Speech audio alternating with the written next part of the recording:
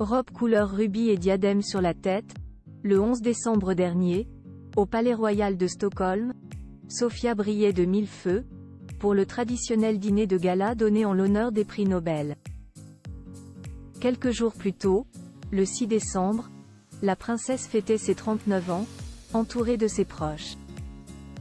En toute intimité, comme le veut l'usage à la cour suédoise, et dans quelques autres familles royales, un nouveau portrait officiel a été dévoilé pour l'occasion. Sofia y est impeccable, comme toujours, dans une robe rose pâle signée Roland Mouret. Une allure bien sage pour une princesse que l'on a souvent présentée comme sulfureuse.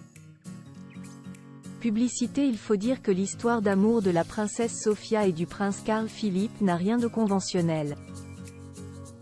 Lui est le deuxième enfant du roi Carl XVI Gustaf et de la reine Silvia, leur seul fils. À sa naissance, il a donc le statut d'héritier au trône. Mais un an plus tard, en 1980, la primogéniture masculine est abrogée par le Parlement, avec effet rétroactif. Conséquence, sa sœur aînée, Victoria, passe devant lui dans l'ordre de succession.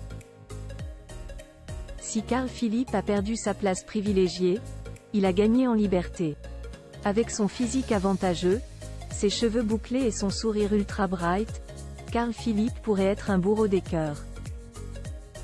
Mais il n'a officiellement connu que 2 femmes dans sa vie, une publicitaire avec laquelle il est resté une dizaine d'années, et Sofia, son épouse actuelle.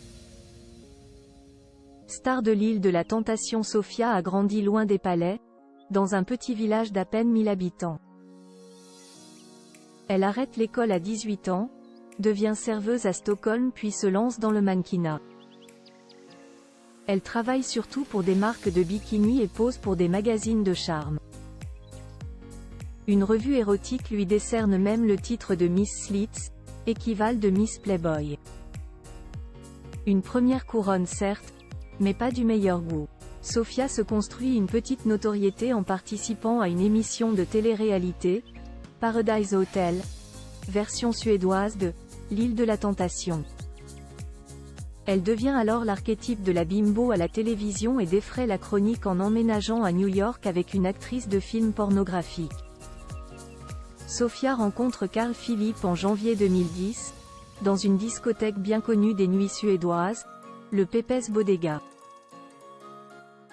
Raconté comme cela, ce n'est pas le beau des contes des fées. Et pourtant, c'est le coup de foudre.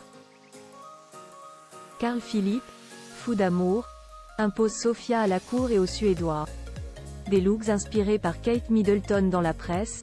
On se pose alors cette question: comment ce véritable prince charmant peut-il se présenter au bras d'une femme dont toute la Suède a vu l'anatomie à la télévision? À la surprise générale, Sofia s'adapte facilement à son nouveau statut. Elle change de style, remise au placard ses jeans troués, fait effacer ses tatouages. Elle s'inspire des looks de Kate Middleton et porte, à son tour, tailleur et chapeau. Elle s'engage dans différentes causes, dont en premier lieu, les enfants abandonnés en Afrique du Sud. Finalement, les Suédois sont rapidement séduits. Un mariage de conte de fées en juin 2014, le palais annonce les fiançailles du couple. Dans une interview accordée à cette occasion, Carl Philippe déclare: « Je ne pense pas que je savais ce qu'était la magie de l'amour avant de connaître Sofia. Mais depuis que je l'ai rencontré, j'ai vu combien il peut changer une personne. » Le 13 juin 2015, des milliers de personnes se rassemblent dans les rues de Stockholm et devant leur télévision pour célébrer le mariage de Sofia et Carl Philippe. De cette union naissent 3 enfants: Alexander, 2016, Gabriel, 2017, et Julian, 2021. Épouse et mère aimante, princesse toujours sur le terrain et immensément populaire, Sofia est aujourd'hui une altesse royale parfaite, à laquelle on ne peut rien reprocher.